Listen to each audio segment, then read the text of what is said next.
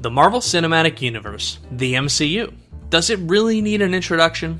Odds are, if you've spent any time watching Wandavision these past several weeks, then you're very familiar with what led up to this point. Just in case you're not, here's a quick recap. Thanos wants the Infinity Stones. Thanos gets the Infinity Stones. Thanos kills Vision in the process of acquiring said Infinity Stones. He uses the Infinity Stones to snap away half the universe's population. The Avengers assemble 4 years later and undo the snap.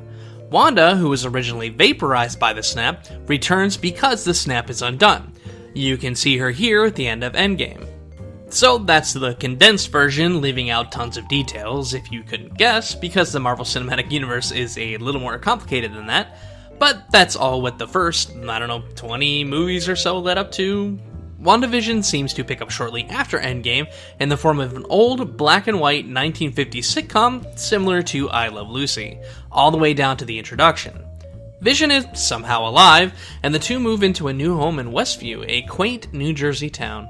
The first questions you're probably asking are, why is this a thing? And how did this happen? Oh man, we have a lot to talk about, but before we get any further than what's obvious in the first episode, let's ask that ultimate question. Is it worth watching WandaVision? You can probably guess the answer. Absolutely, if you've been keeping up with the Marvel Cinematic Universe to this point.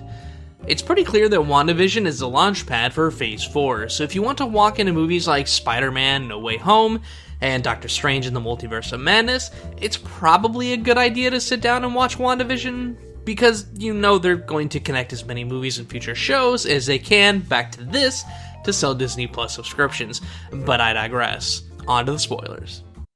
Oh my god! Okay, it's happening! Oh boy, where to start with this one? I know. WandaVision's biggest problem is that the first 3 episodes, and you could probably argue a few of the episodes after that, are basically the same episode. Wanda and Vision interact, there's a typical sitcom level problem that they have to solve. Something weird happens, and the episode ends. The worst part is that all of this was done for the sake of a generally minor detail expressed later in the show. Specifically that Wanda grew up watching and enjoying sitcoms. Seriously, they spend several 30-minute episodes just to set that up, and it's not like it's a huge reveal or anything. It's that sort of, okay, that's why this is happening, level of realization that can be inferred without you having to be told. But boy, do they think it's important to tell you, despite the fact that it's really not that important. At least not important enough to squeeze it into several episodes and expect that we'll consider being told why each episode of WandaVision is set to different eras of sitcoms to be as big a payoff as they're hoping. Despite the slow start, WandaVision begins to improve by the 4th episode when they introduce S.W.O.R.D. and the ancillary characters as they deal with Wanda's shenanigans, some of whom you might recognize from other MCU movies. For example, Jimmy Woo, played by the talented Randall Park, is a side character that you might recognize as one of the FBI agents from Ant-Man and the Wasp that deals with Scott Lang. There's also Darcy Lewis, played by Kat Dennings, who was a supporting character in the first 2 Thor movies. Finally, there's also Monica Rambeau, played by Teyonah Parris, who you probably won't recognize unless the little girl from Captain Marvel really stuck with you. Monica is all grown up now, and she has a bit of a grudge with Captain Marvel for, some petty reason that's not super important in hindsight. Elizabeth Olsen, who, fun fact, is the younger sister of Mary-Kay and Ashley, the Olsen twins, reprises her role as the titular Wanda, and Paul Bettany reprises his role as Vision. The actors in WandaVision actually do quite well, and it doesn't really feel like a miniseries in a lot of cases. The same can be said about the production value. It's clearly got more money plunked into it than what you'd expect from a miniseries. I'm totally cool with the future Marvel showings on Disney Plus sharing these same traits, and if the trailers for Falcon and the Winter Soldier are Loki or anything to go on, those series will share the same. Anyway, after 3 whole damn episodes of the same thing over and over again, and the plot starts to unravel, WandaVision becomes a considerably more interesting show, and I found myself having less to complain about as each new episode finally started to address what the first half sets up. Though that leads me to my next problem. The show constantly attempts to make us empathize with Wanda, as later episodes show us that she spends a lot of her life losing the people she's closest to. All over the internet, I see a lot of people mentioning this, but all of them seem to forget that the way Wanda deals with her grief is to literally mind control and torture a whole town of people just so she can have her little idyllic slice of life that she's so desperate for. This isn't even me exaggerating either. Vision literally addresses this on multiple occasions. Don't get me wrong, it's totally cool to empathize with someone in fiction, but I have a hard time doing so when the creators try to make us ignore the fact that Wanda is very much the villain of this story, and Agatha, who they try desperately to make you think is the primary antagonist, is simply a curious opportunist who wants to understand why Wanda is so casually powerful. I mean, they even give Agatha a sort of Mr. Grinch allegory song in Agatha All Along. It's kinda catchy, sure, but it does a pretty poor job of outlining why they want us to consider Agatha the primary antagonist of this miniseries. Time and again, they tell us Agatha is the evil one here, but she's not the one holding an entire town hostage. Hell, the worst thing Agatha does, beyond mislead and manipulate some of the people that Wanda is literally torturing by mind controlling, mind you, is to kill a dog, which apparently makes her the most evil villain in the history of the MCU, but yeah, I'm not buying it. Not especially when she does more to help Wanda process a lifetime of trauma and grief than any other person, real or fake. There's also the season finale. While most of it's pretty good, the actual fight is a bit anticlimactic and feels kind of phoned in. It's not quite what I was expecting from what had been building up the entire series, but I suppose considering the previous handful of episodes, I should have expected the fight to not take place entirely within a physical context, and instead to happen magically. Still, it felt less like a fight and more like it was meant to foreshadow upcoming events, though that's basically what it feels like this entire miniseries has been like.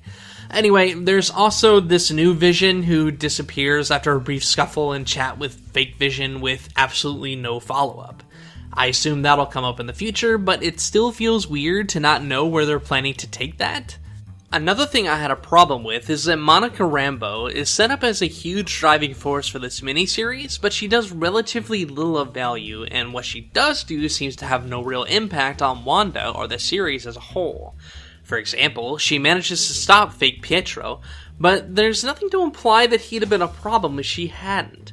As another example, she barely knows Wanda and yet has this strong desire to help her because of the feels, which is a really weird angle to take to get her back into the Hex so she can develop her superpowers.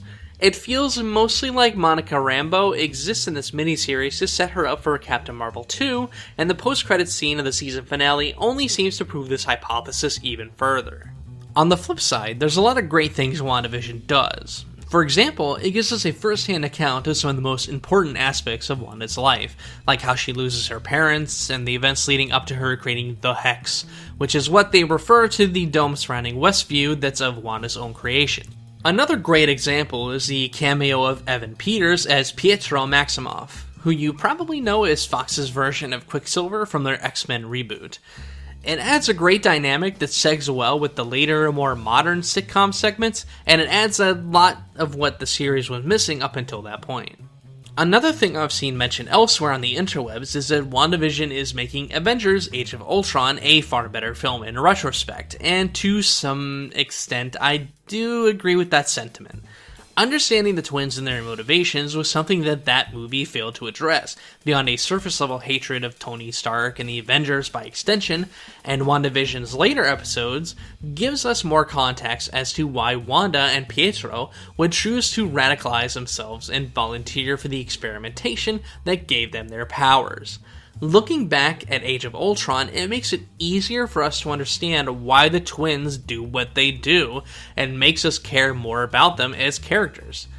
It's not absolutely perfect, but I've always enjoyed narratives that make you fill in some blanks yourself. The problem with Age of Ultron was that it asked you to fill in way more than just a few blanks, but WandaVision helps a lot with that.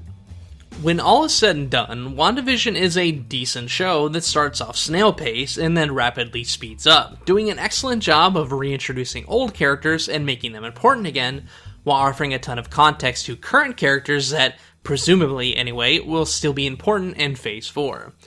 What's more important, I think, is that WandaVision expertly addresses themes of trauma, grief, and loss, which isn't something that I expected from a miniseries, but probably should have considering what occurs during Infinity War. It becomes very clear later on in retrospect that the events, Easter eggs, and references of WandaVision are Wanda's attempts to process those things in the only manner she knows how. If anything, I feel like WandaVision is one of those shows that stands to be more powerful after a second watching if you followed it week to week. You lose a lot of what WandaVision has to offer when you're forced to wait a week between episodes, which a lot of people had to, since Disney Plus released new episodes once a week on Friday. I sort of envy the people that get to watch the show all the way through in 2 or 3 sittings, or who decide to binge watch for their first viewing, but I digress. Thanks for hanging out with me today. We've got social media, links in the description below. See you next time.